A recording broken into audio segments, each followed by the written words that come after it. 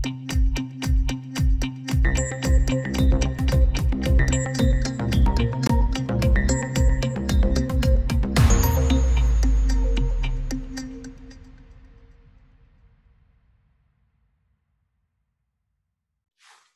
dag og velkomin í morgunþátt miðjunnar. Gestir mínir í dag verða tveir. Á eftir kemur til okkar Viðar Eggertsson sem leggur eldri borgurum lið í þeirra baráttu. Þeir hafa orðið undir eða ekki með í aðgerð að taka ríkisstjórnarinnar. Það nóg að taka þar, en ég ætla að byrja hér með Ragnari Þór Pétursssyni sem formaður Kennarasambands Íslands. Velkomin Ragnar Þór. Takk fyrir. Mig langar hérna áður en ég fer út í hvaða afleiðingar þetta slitna skólastarf hefur, þá langar mig aðeins að vitna í þín eigin skrif hérna. Þú svolítið ákveðin, en þú vildir rauninlega segja en fjósbúkarnir sem skríða nú fram og krefjast þess að opinbera kerfið verði mergsogið. Og þetta svona grímulegs hagsmunagæsla fyrir samansúrraða hagsmunabandalag fólks sem skítsamir aðra en sjálfa sig. Þú ert ekki í góðu skapi að skrifa þetta? Eða alveg að baki þess að það? Nei, ég var ekkert í sérstaklega góðu skapi. Mér fannst þetta einstaklega misráðið að koma fram á þessum tímapunkti þegar mitt fólk og flestir opinberir starfsmenn á fullu að reyna að bjarga því sem bjarga verður og leggja jafnvel sjálfa sig í hættu. Að koma fram og segja að opinberir starfsmenn sé ekki að leggja sitt af mörkum til þess áfalls og sama tíma og ríkisstjórnin búin að grípa til mikill aðgerða til að bjarga vinnumarkaðnum eins og hann leggur sig. Það sýnir bara svona ákveðið fjandsamlegt viðhorf sem oft mætir opinberum starfsmönnum og hefur margar birtingarmyndir og mér fannst bara mjög misráðið að vera að halda á lofti svona sjónarmiðum á þessum tíma. Já, og þarna ertu að vitna til orða viðskiptaráðs. Já. Það ekki? Jú, ég að því. En þú, þínir félagar sem eru út í skólunum, þeir náttúrulega í kannski meira hættum þegar margir aðrir að sýkjast vegna hvað þeir eru miklu umgengni við fólk. Eða eitthvað? Já, þeir eiga ekki að vera það. Ef að öll farið með gát, þá segir sóttvarnalæknir og ég tek það trúalegt að fólk sem vinnur með börnum eigi ekki að vera útsettara fyrir smiti heldur en aðrir. En þetta ekki svo einfalt að til dæmis í leikskólum þá heilmikill samgangur við foreldra barnanna og það eru þetta að vera að vinna út frá tilgátum en ekki reynslu og þetta veldur svona ugg og ótta. Það breytir því ekki að fólk mæti bara til sinna vinnu og geri það sem þarf að gera. Og ekkert að hugleiða þetta og þess vegna líka fannst mér þetta kaldar kveðjur frá viðskiptaráði og fleirum sem hafa verið enduróma svona sjónarmið einhvern veginn að opinberir starfsmenn sé einhvern veginn með pálmann í höndunum. Það bara þvert á móti, opinberir starfsmenn eru bara að bera hitann og þungan af þeim aðgerðum og því að halda hér samfélaginu gangandi ásamt þó auðvitað fleiri hópum. Við skulum ekki gleyma afgreiðslufólki í verslunum og fleiri aðilum. Þeir þurfa að vera á gólfinu og bjarga því sem bjarga verður í þessum skrýtnu aðstæðum. Já, ég eftir að hafa verið að lesa samfélagsmiðlana í gær, þá finnst mér eins og sé meiri ótti að verða til meðal fólk er að horfa á fréttir afleiðingarnar hér og þar í heiminum eins og óttin sé að aukast vegna veirunnar. Verður þú var við það hjá þínu fólk? Heyrir við fólki meira en áður að það sé eitthvað óttaslegið þetta? Mér finnst heldur, þetta er ofboðslega misjafnt að óttinn hefur vaxið og hjanað og það helst bara í hendur við óvissu sem uppi og nú hins vegar virðist, það bendir allt til þess að það aðgerðir sem gripið hefur verið til á Íslandi séu að einhverju leyti bara að virka og meðan að það virðist vera þannig að menn hafi svona sæmilega stjórn og geti sæmilega spáð fyrir hvað gerist næst. Þá er ég ekki viss að það brjótist út sem ótti, en þetta, við erum væntanlega farin í tímabil sem mun taka nokkrar vikur að minnstakosti og ég held að allt tilfinningarófið muni á einhverjum tímapunkti birtast. Ég upplifi ekki endur í kringum mig meiri ótta en það meiri þungi og það meiri alvara og það er að renna upp fyrir fólki hversu alvarlegt þetta ástand er.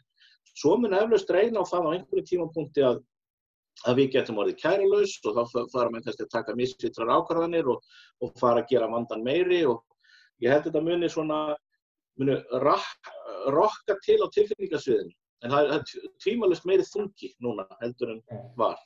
En förum við þess inn í skólana, Ragnar. Nú bæði leikskólum og grunnskólum að þá skólarnir ekki á réttu róli. Það er að draga úr þjónustu, draga úr kennslu. Hvaða afleiðingar sér þetta geta haft, ef við tökum bara grunnskólan, að börnin jafnvel bara í 2 tíma á dag í skólanum og jafnvel sömu skólum alveg lokað. Hver er staða nemenda? Þarf að lengja skólaárið, hvað þarf að gera? Skólinn alvara. Það er ofboðslega misjafnt. Áhrifin á skólastarf eru ekki eins alls staðar. Sums staðar hefur skólastarf meira og minna legið niðri vegna þess að hefur komið smitt eða fólk verið sett í sótt. Annars staðar hefur gengið bara tiltölulega vel að halda út í skólastarfi. Þannig að það fer algjörlega eftir aðstæðum á hverjum stað hversu mikil áhrifin vera og þá hvað þarf að gera til að bregðast við því. Skólakerfi býr yfir heilmiklum sveigjanleika. Og þannig að ef vel er á spilunum haldið og maður horfir á nám sem það langhlaup sem það þá á að vera hægt að vinna upp fyrir þetta þó að taka eitthvað tíma. Það sem hins vegar veldur áhyggjum og við þurfum að hafa núna í forgangi að það standi ekki öll börn jöfnum fæti gagnvart þessu og það alveg sérstök ástæða til að hafa áhyggjur af börnum sem af einhverjum ástæðum standa höllum fæti nákvæmlega núna. Þetta mun bitna langverst á þeim. Það ekki öll börn sem geta bara sest niður fyrir svona tölvu heima og fengið stuðning frá foreldrum sínum til að halda námi sínu áfram. Þannig að forgangsverkefni okkar sem samfélags- og skólakerfi núna slá skjaldborg utan þessi börn og hindra það að þetta komi of hrottalegum hætti niður á þeim. Þannig að mismun myndi barna, hann kemur til að aukast? Já, tvímælalaust. Og hvaða úrræði höfum við? Aftur, það engin ein úrræði. Besta sem við getum gert að beita núna öflum skólakerfisins til að gæta þessa sambandi við þessi börn rofni ekki. Að það sé haldið alveg sérstaklega utan þessi börn og það búið að stofna ákveðin svona stuðningshóp við fólki í viðkvæmri félagslegri stöðu og nú þarf að virkja þetta kerfi. Þannig að allir kennarar, allir starfsmenn skóla sem hafa áhyggjur af velferð einhverra af þessara barna, tala ekki að það þarf að koma veikindi á heimilum þessara barna, að það þarf að virkja núna allt kerfi til aðstoðar og hjálpar þessum börnum alveg sérstaklega. Og það svo persónubundið og einn hópur sem við þurfum sérstaklega að vera meðvituð núna nemendur af erlendum uppruna sem að virðist vera hlutfallslega færri af þeim að skila sér í skólann núna eftir að svona mörg börn fóru að vera heima. Og það auðvelt að detta út af kortinu sérstaklega á þessum mörgum skólastigum. Ég persónulega hef töluvert miklar áhyggjur af nemendum á framhaldsskólastigi í neðri bekkjum framhaldsskóla sem að núna hafa kannski ekki sést eða verið erfitt að ná sambandi við. Já, það þannig að til dæmis ef við höldum okkur það núna aðeins við yngri börnin í framhaldsskólum að þau mæta ekki í fjarkennslu á ákveðnum tímum, þetta svolítið á þeirra ábyrgð sjálfra hvernig þau sækja sér nám á netinu eða hvað? Það bara svo auðvelt að hverfa þegar þú hefur ekki lengur þetta aðhald og þessa persónulegu tengingu sem þú hafðir við skólann þinn á því að mæta og tilheyra samfélaginu, að þegar svona áfall dynur yfir, þá ekki tilviljun sem ræður í hverju líklegast til að heltast úr lestinni og hverfa og þetta til dæmis einn af þeim hópum. Annar hópur nemendum með geðræn vandamál og það við sjáum bara vísbendingur á það að þetta hópar sem núna þarf að sérstaklega halda utanum vegna þess að kennarar nú þegar farnir að sjá að sumir af þessum nemendum, þeir svara ekki þegar reyndir að hafa samband við og bara dottnir út af kortinu. En þú ert ekki að tala þetta einhverju tilviljun, það mörg dæmi þetta. Þú það ekki? Það Jú, margir sem horfum bara, við finnum það ekki. þetta að gerast í miður núna og kennarar alveg meðvitaðir þetta og hafa verið að tala þetta og hafa verið að reyna að finna lausnir og munu núna næstu vikur reyna það sem þeir geta en þess vegna það svo mikilvægt að við gleymum því ekki og einblínum ekki bara námsárangur þeirra sem eru mögulega í þeirri stöðu að geta sinnt þessu með góðum stuðningi frá heimilinu og við mögum ekki horfa bara þau og leggja alla áherslu á það að það verði eins lítil áhrif á námsárangur og mögulegt þetta er bara grundvallar spurning í tilfelli margra þeirra sem í veikastri félagslegri stöðu og hún þarf að hafa forgang í okkar verkum núna, hitt hægt að bæta upp. En þarna ekki skólaskylda, þannig að það kannski takmarkað sem þið geti gert. Þarna fólki bara hafið sjálft valið sér nám eða sjálft valið að fara úr námi, ekki rétt? Jú, og það einmitt ein birtingarmynd þessa vanda, þarna þetta ekki skólaskylda. En brottfall á framhaldsskólum hefur verið mikið og óttist þið bara að þarna verði bara mun meira brottfall heldur en áður sem hefur þó verið talsvert fyrir? Brottfall hefur verið að minnka. Þetta hefur allt verið að fara í rétta átt svona allra síðustu misseri. Þetta gæti auki brottfall, já. Og mun líklega að gera það ef þetta vari lengi og ekki þetta að gert. Þannig að menntun þjóðarinnar eru mikil verðmæti. Þannig að þarna getum við verið að missa af alls kyns tækifærum, sem þjóð. Já. Ekki rétt? Algjörlega, tímalaust. En sérðu hvað er þetta eins og með samræmd próf? Hvað verður þau? Samræmdu prófin þau voru haldin þarna í 9. bekk samræmdu prófin voru haldin í fyrstu vikunni þarna áður en í raun skerðingarnar tóku gildi. Þau björguðust fyrir horn, þau eru nú ekki mikilvægi í þessu samhengi en þau gætu hins vegar að gefa okkur vísbendingu það á næsta ári og þar næsta að þau gætu gefa okkur vísbendingu hver áhrifin endanlega verða, langtíma áhrifin af þessu. En það ekkert sjálfgefið að þetta komi verst niður á þeim greinum sem prófaður á samræmdu prófum. Mig grunar nú að þau börn sem að fá skertan skóladag eða mæta annað hvern dag í 2 tíma á dag, mig grunar að það sé verið að sinna býsna vel íslensku og stærðfræði í þeirra tilfelli. Mig grunar líka að nemendur séu töluvert mikið að sækja í afþreyingarefni á ensku og þannig að enskan spjálum til mögulega. En það sem við kannski megum ekki gleyma eru allar hinar greinarnar. Það eru skapandi greinarnar, listgreinarnar og verklegu greinarnar. Og það ekki mælt á samræmdu prófum, þannig að við þurfum að hafa aðra leiðir til að meta áhrifin á það. En það skólinn engin tilviljun og það sett upp ákveðið prógram á hverju metri hvernig þetta á að vera. Nú raskast það mjög mikið, börnin fá ekki sömu kennslu og þau hafa fengið. Og það bara eitthvað sem við verðum bara að vinna upp bara á næsta vetri eða hvað gerir? Það bara þannig? Við getum ekki lengt skólaárið eitthvað fram á mitt sumar eða?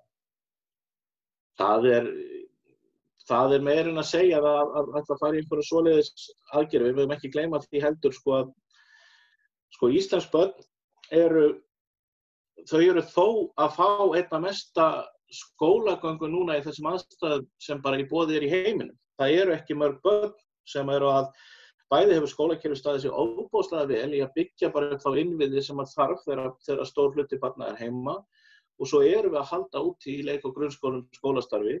Þannig að börnin okkar eru að fá töluvert mikið skólastarf miðað við aðstæður.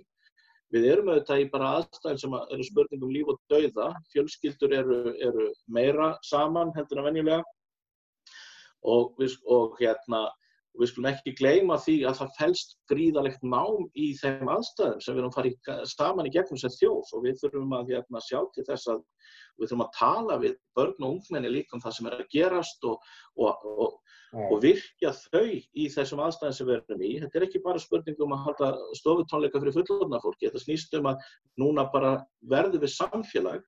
Síðan auðvitað bara kemur að því að þegar þungin farin frá og áhyggjurnar hafa minnkað og þetta orðið og við erum aftur komin í þennan eðlilega fasa þá mjög líklegt, þekkjandi mannlegt eðli, að við verðum komin á okkar strik mjög hratt. En þá þarf að muna eftir því að þá þurfa fjölskyldur og sérstaklega börn og ungmenni að fá tækifæri til að slaka núna á og njóta lífsins og njóta þess að vera komin út úr þessum erfiðu aðstæðum sem þeir eru í núna. Það er ekkert sjálfgefið að besta leiðin sé sú að vera að grilla börn í skólalærdómi langt fram á haust. Kannski en það fyrir bara eftir aðstæðum einhvern tíma. Já, en staðan samt þessi að það, sko, eins og segir, við erum með kannski meira skólastarf heldur en aðrar þjóðir í þessu vandræða ástandi sem ég skilja rétt með það. Já. Já. En hitt kemur aftur að það óttið að brottfall verið meira í yngri stigum í framhaldsskólunum og síðan að þeir sem höllum fæti standa, einhver hluta vegna, búa við verri heimilisaðstæður, eru veikir fyrir öðrum ástæðum annað, það eitthvað sem þið eftir að ná utanum, ég ekki að skilja þér rétt? Jú. Hvernig þetta að hjálpa þeim krökkum? Já. Já, en á sama tíma og ég heyri það þér að þið eru að glíma við þetta á mörgum vígstöðum, hvað þið geti gert og hvað þið geti bjarga því sem bjarga þarf, á sama tíma ertu að heyra furðulegar umsagnir opinbera starfsmenn og fáum meðal ykkur og það svona ekki til að létta ykkur lundina í þessum mörgu verkefnum. Rétt skiljið? Já, alveg rétt, en það þannig að þegar að fólk lendir í óvæntum aðstæðum, þá grípur fólk til þess að það kann og kennarastéttin, það sem hún kann, bara að bretta upp ermar og reyna að redda málunum og fara í verkin. Sumir grípa til hagsmunagæslu og í þessum tilfellum með grímulausra. Þarna bara birtist hvert hlutverk hvers og eins í samfélaginu. Og við þurfum þetta bara að vera þolinmóð gagnvart því að við kunnum ekkert að meta öll hlutverkin og það allt í lagi svona eins að blása yfir því. En við erum bara stödd á þannig stað að við getum ekki verið að láta það trufla okkur of mikið. Það bara allt of mikið í húfi til að vera að missa stöðuna núna í eitthvað svona hefðbundið íslenskt þras. Nú þarf bara að bretta upp ermar og vinna. Heyrðu, það næstu mörg verkefni sem bíða inn í dag. Það ýmislegt sem bíður. Já, heyrðu Ragnar Þór, þakka kærlega fyrir samtalið og vegnaði vel í þínu störfum. Þakka fyrir, blessaður. Bless. Þetta var Ragnar Þór Pétursson sem formaður Kennarasambands Íslands, en til okkar kominn, eða í þáttinni mættur, Viðar Eggertsson. Viðar hefur lagt félag í eldri borgaralið í þeirra baráttu. Vertu velkominn, Viðar. Já, sæll og blessaður. Það segir hérna í ályktun Landssambands eldri borgara að það segir bara það sem ríkisstjórnin að gera að hvergi minnst á aðgerð sem snerta hagsmuni eldri borgara landsins. Þetta væntanlega rétt og satt og rétt, eða ekki? Já, jú, þetta það sem hefur raun og veru vakið mikla undrun og jafnvel reiði meðal eldra fólks að það verðist ekkert verið að huga að þessum þáttum sem varða þeirra líf og kjör því að óneitanlega þá ýmislegt sem við þessar aðstæður sem breytir stöðu þeirra og það ýmis kostnaður sem fólk þarf að leggja út í af sínum naumt skömmtuðu eftirlaunum frá hinu opinbera, frá Tryggingastofnun, þannig að það bæði verðbólga og það eins líka bara ýmis kostnaður sem fólk þarf að ráðast í við þessar aðstæður. Og það á engan hátt sem á að lagfæra þessi kjör samkvæmt þessum drögum að aðgerðum sem ríkisstjórnin að leggja fram. Og í þessari ályktun frá stjórnarsambandsins þá kemur líka fram það áskorun til sveitarfélaga líka að bregðast við ýmsum kostnaði sem að eldri borgarar eru að glíma við á þessum tímum kórónuveirunar. Og það til dæmis að fólk eins og þessi dæmi, eins og ég í sjálfskipaðri sóttkví sem ég kalla heimavist. Og þegar fólk í heimavist bara til að verja sig, þetta mjög viðkvæmur hópur í samfélaginu fyrir þessari veiru. Og það verður og einn að passa sig og það verður til þess að fólk mikið heima og getur ekki sótt ýmsa staði, getur ekki sótt sér aðföng í sama mæli og áður og hefur að því kostnað og eins fyrir þá sem hafa verið að upp á það komnir að fara og fá sér máltíð á félagsmiðstöðvum sveitarfélaga eins og Reykjavíkur, að það búið að loka þeim öllum, þannig að fólk getur velferðarsviðið hefur brugðist vel við að því leyti að það býður fólki að fá heimsenda mat en því fylgir líka kostnaður. Og það sem sagt ýmsir svona kostnaðarliðir sem að landssambandið að skora á stjórnvöld, bæði sveitarfélög og ríkið, að bregðast við. Því við skulum líka líta á það að þeir sem á eftirlaunum frá Tryggingastofnun, þeir sæta því að þeirra eftirlaun hækka bara einu sinni á ári. En almennir kjarasamningar hækka gjarnan oftar á ári og til dæmis með lífskjarasamninginu síðasta vor, þá var töluverð hækkun á lægstu launum og svo núna eflingarsamningarnir til dæmis, en ef við lítum á lífskjarasamningin frá síðasta vor, þá þurftu eldri borgarar að bíða til áramóta eftir seinni hækkun og hún var bara 3,5%. Þannig að Landssamband eldri borgara veit ég að núna að ljúka könnun á þessari kjaragliðnun sem hefur orðið í samfélaginu á milli lægstu launa og þeirra sem á eftirlaunum frá Tryggingastofnun. Og hún svona hægt að segja alveg strax á þess að ég hafi tölurnar hér fyrir hendina, það alveg klart að hún hefur aukist þessi gliðnun á milli lægstu launa á almennu vinnumarkaði og þeirra sem á eftirlaunum.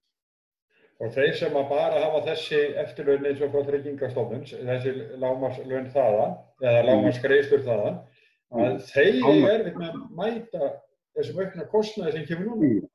Algjörlega, og þessi, ég tala um þegar að þessi laun raunveru langt fyrir neðan, bara viðmiðunar laun bara til framfærslu, og þá þessi viðmiðun að verða meiri því að það hefur þó gerst í samfélaginu undanfarin misseri að fara viðurkenna það að þurfa að hækka lægstu laun í landinu, og nú lægstu laun í landinu sem betur fer orðið aðeins skárri, en eftir situr þessi hópur fólks og þetta fólk, það töluvert af fólki sem á þessum aldri sem hefur ekkert safnað neinum digrum lífeyrissjóðum.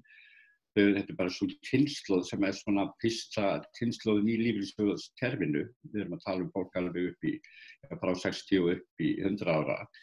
Að þessi harkalegu skerðingar sem var sett á fyrir 2 árum, að það bitna verst á þessu fólki. Af því að eftirlaunin ég kalla þetta alltaf eftirlaun, ég get ekki kalla þetta bætur. Ég sammála þér. Ég kalla þetta bara eftirlaun, alveg eins og bara stjórnmálamenn fá eftirlaun frá ríkinu, þetta sama sjóði og þeir fá greitt úr, þannig að þetta eftirlaun.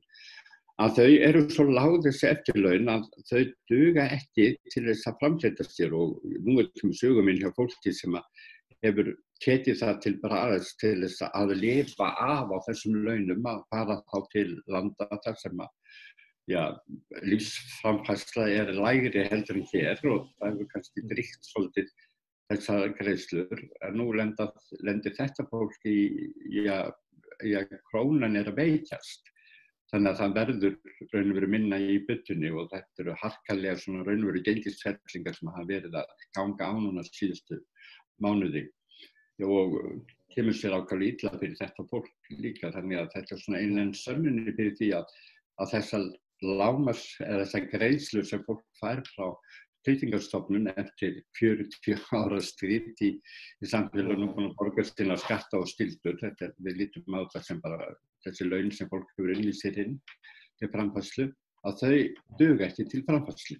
Landssambandið skorar ríkisvaldið til dæmis að stíga það skref að hækka almenna frítekjumark í 50.000 krónur á mánuði, en það myndi auka ráðstöfunartekjur til dæmis sambýlingu 7.000 krónur og einbýlingar rétt 9.000.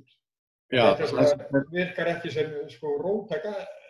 Nei, þetta mjög hófsöm tillaga, og má eiginlega segja að þarna ég ekki í stjórn Landssambandsins og stóð ekki þessari ályktun, en ég skil hana alveg hvað þarna verið að fara. Það beinlínis verið að höfða til eða vitna til samþykkta landsfunda Sjálfstæðisflokksins. Þar var beinlínis samþykkt að hækka hið almenna frítekjumark upp í 100.000 á mánuði Núna það 25.000 og þá yrði það alveg jafn stillt og frítekjumark vegna atvinnutekna. Að það sé ekki gerður greinarmunur á hvort tekjurnar sem fólk fær, annars staðar frá hvort það koma úr lífeyrissjóði eða hverju það koma úr. Og landsfundur Sjálfstæðisflokksins samþykkti þessa hækkun og hún yrði í áföngum. Það beinlínis verið að vitna bara í þá samþykkt með því að segja, eins og landsfundur sagði, að það ætti að hækka 25.000 krónur núna síðustu áramót, aftur 25.000 næstu áramót, þá það sem orðið 75.000 og þar næstu myndi það fylla 100.000 krónar markið. Og það beinlínis bara verið að segja, stærsti stjórnmálaflokkurinn sem í ríkisstjórn, hann búinn raunverulega samþykkt á sínum landsfundi og nú bara komið að því að fara að framkvæma þetta. Já, það svo sem ekki frekjunni fyrir að fara í þessu. Já, hvað segirðu? Það ekki svo sem ekki frekjunni fyrir að fara í þessari tillögu. Þetta ekki svona að sé... Nei, þarna þetta mjög óvart sko, því að það margir á því að það ekki bara að hækka þetta frítekjumark strax í 100.000. Og það svo sem bara útfærslu atriði, hvort það gert svona í áföngum eða hvort það sé bara stigið skrefið til fulls. Það myndi muna töluvert í fólki sem með tiltölulega lágar lífeyrissjóðsgreiðslur að þær væri ekki hirtar svona í skerðingar. En þið talið líka þarna, eða Landssambandið og að skora sveitarfélög að lækka fasteignagjöld, hafi ekki, vistu það við það? Hafi ekki einhver sveitarfélög verið að fresta greiðslum á fasteignagjöldum? Við höfum nefnilega ekkert heyrt það, hvort það að fara í frekari lækkanir til eldri borgara eða annarra og frestun sem myndir þá væntanlega jafnvel vera hægt fyrir alla eða þá sem verð settir. Það hefur ekkert slíkt komið fram.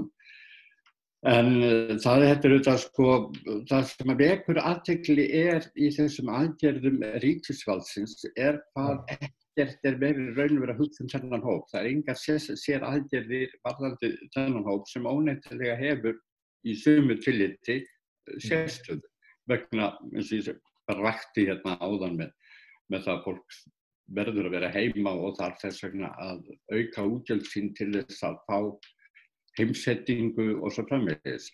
Nú svo liggur fyrir mjög merkilegt frumvarp til laga sem hefur verið eitt af málum sem að Landssambandið hefur látið sig varða.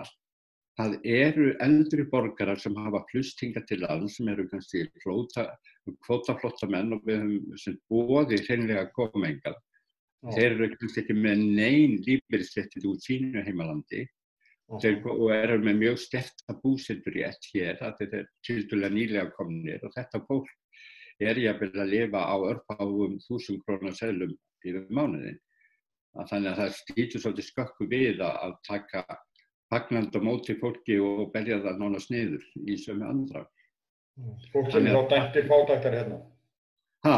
Fólk sem bara dæmtir fátæktar hér. Já, fólk hefur ekki verið skoðað dæmi til enda að það fólk sem komið hingað sem hefur mjög sterka framfærslurétt þegar þeir komið á öðru ár. Það kemur frá löndum þar sem hefur ekki verið lífeyrissjóður eða eitthvað slíkt stoð. En lendir það hér í landi sem hefur verið dýrtíð og það hefur ekkert úr neinu að spila, þannig að það verður að vekja líka í þessari ályktun athygli fólki sem í svona stöðu. Þetta eru líka Íslendingar sem hafa kannski verið að vinna í öðrum heimshlutum og eru komnir heim og hafa tíma verið erlendis og það þessi regla að þú þarft að hafa verið með 40 ára búsetu á Íslandi til þess að njóta þessara lágu eftirlauna frá Tryggingastofnun. Svo skerðast ef fólk hefur verið einhvers staðar annars staðar og sumir þetta fólk sem hefur verið að vinna á Norðurlöndunum til dæmis og hefur fengið þar til lífeyrissjóði. Við erum ekki að tala um það fólk, við erum að tala þá fólk sem hefur engin önnur réttindi. En hérna áðan, þegar ég var að tala Ragnar Þór Pétursson, formann Kennarasambandsins, þá komum við aðeins inn á það að til dæmis eins og viðskiptaráð, svona grimmur hagsmunaðili, rís upp á afturbætuna og vill bara ráðast að hérna opinberum starfsmönnum að þeir lækki launum og starfsmönnum og hvað eina. En Landssamband eldri borgara náttúrulega að gæta hagsmuna sinna félagsmanna, en ráð þess eru kannski minni. Og hagsmunabaráttan alltaf erfið vegna þess að eldri borgarar geta ekkert gert, þeir hafa engan verkfallsrétt, þeir geta ekkert annað en komið fram eins og þú ert að gera núna og álíktar Þetta það er bara nánast sko lobbyismi, sko. Þetta eru non-profit félagssamtök, þau eru ekki rekin á neinum opinberum styrkjum. En það má segja að stjórnvöld leita mjög mikið til Landssambandsins. Það mikil vinna lögð þar fram við að lesa frumvörp og sitja í alls konar ráðum og nefndum til þess að leggja til ýmsa hluti, en þetta ekki hagnaðardrifið samtök, þau eru ekki á ríkisstyrkjum, þau njóta eingöngu félagsgjalda frá eldri borgurunum sjálfum til þess að gera þetta starfsemi áfram. Þannig að þetta er oft svona, má segja, þetta svona svipað eins og maður verður svolítið hissa oft þegar að fólk sem beitt órétti eða telur sig vera beitt órétti gagnvart ríkisvaldinu og þá getur það skotið máli sínu til ýmissa úrskurðarnefnda, hinna ýmsu stofnana, hins opinbera, en þegar kemur að því að sækja málin fyrir þessum úrskurðarnefndum, þá staða fólks gagnvart hinu opinbera óbúslega veik til hinu opinbera eða stofnunin, sem ef fólk vildi reka mál þar sem kvartar yfir einhverju afgreiðslu hjá Tryggingastofnun, þá hefur Tryggingastofnun á að skipa fullt af lögfræðingum á launum hjá ríkinu við að verja sig, meðan einstaklingur sem að kvarta, hann nýtur engra slíkra lögfræði aðstóðar og það bara sjálfur að berjast einn eða kosta til sjálfur lögfræðikostnað til þess að koma stikk á kannski einhverja lagaómynd. Þannig að það er mjög sérstakt. Já, þetta er lýst líka með til dæmis úrskurðarnefnd innflytjendamála og svo framvegis að fólk stendur ofsalega berskjaldað gagnvart ríkinu því ríkið hefur óendanlega marga lögfræðinga og peninga til að verja sig, jafnvel slæmar aðgerðir og jafnvel löglausar aðgerðir, þá nú hægt að þreyta fólk bara með því að það hefur ekki fjármagn til að standa í sinni mannréttindabaráttu og þessi mannréttindabaráttar sem svona samtök eins og Landssambandið í að hún sem sagt á engan hátt beinlínis með fasta tekjuliði frá ríkinu, þeir fá styrki til einstakra verkefna, hugsanlega sem eru þá eyrnamerktir þeim verkefnum, en svona til hinna daglegu starfa við það að veita ríkisvaldinu upplýsingar og aðhald kjör eldri borgara. Það er ósvegulega veik staða. Já, en það sem að þú og fleiri með eiga, að þið eru raunverulega berjast alla daga í þessu starfi og að koma fram í fjölmiðlum og víðar, þið berjast fyrir fólk sem mun verr statt en þið sjálf.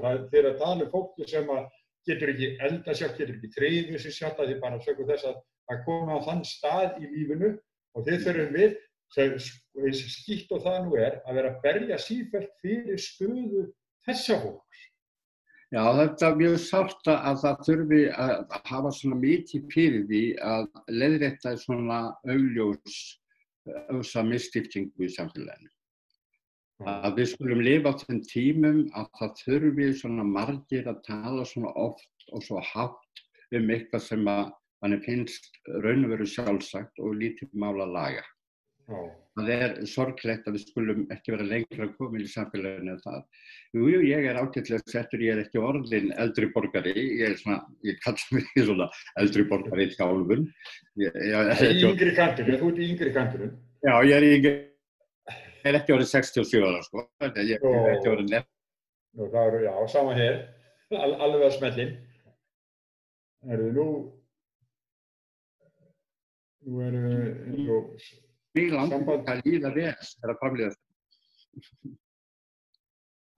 Það samband eitthvað slæmt við það. Við verðum að segjum þetta bara gott núna, tíminn kort komin. Ég á þig bara að síðar. Málið baráttan ekki farin. Hún ekki farin. Vonandi líkur henni samt bráðum. Við skulum vona það, til þess hún. En þakka fyrir þetta. Þakka við þér og ykkur sem voru við okkur, við verðum hér aftur í fyrramálið með nýja gesti. Sæla sinni.